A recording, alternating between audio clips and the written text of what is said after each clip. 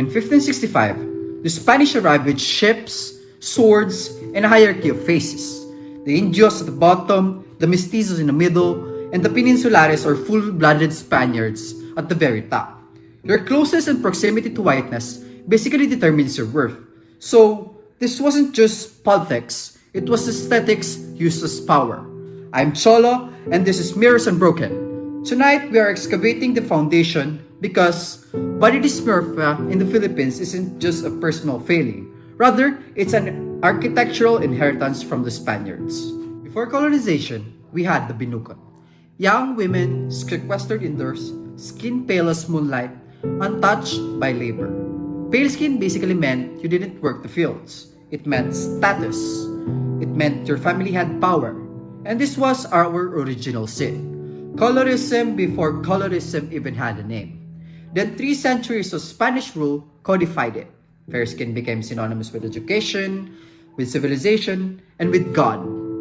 The mestiza, ideal, light skin, high nose, slim frame became the only acceptable face of progress. The Americans added moving pictures, Hollywood, Monroe, Taylor, and Western beauty standards that broadcast into every Philippine living room. We learned that modernity wear white skin, that economic advancement had a specific face, and it wasn't ours.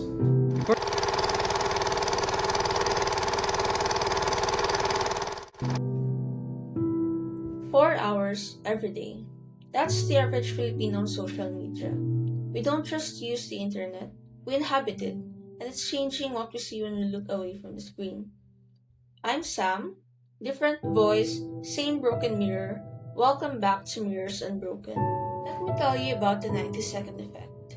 Researchers found that less than 2 minutes of exposure to idealized short-form videos, your TikTok transitions, your Instagram reels, your get ready with me videos, significantly decreases body satisfaction.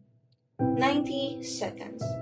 The time it takes to tie your shoes, and suddenly you're not a person anymore. You're an object to be evaluated. We call it digital dysmorphia. When you use filters that slim down your nose, whiten your skin, widen your eyes in real time, you create a self that doesn't exist. Then you look in a physical mirror and see an imperfect version of that digital fantasy. The disconnect is clinical, it's dissociative, and for Filipino teens, it's everywhere.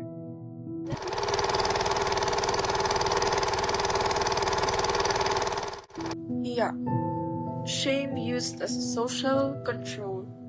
When your lola comments on your weight at a reunion, you feel that burning, but you cannot say that hurts because hiya teaches you that your pain is secondary to group harmony. Kapwa, shared identity that prioritizes the group over individual autonomy.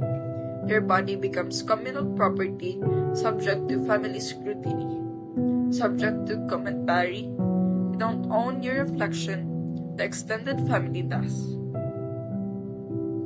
Utang na loob, theft of gratitude. You cannot disrespect elders by confronting their words. So you internalize them. The nickname Tabatchoy becomes your identity. Negra becomes your mirror. Decades later, you're still trying to starve or scrub away words spoken when you were 12.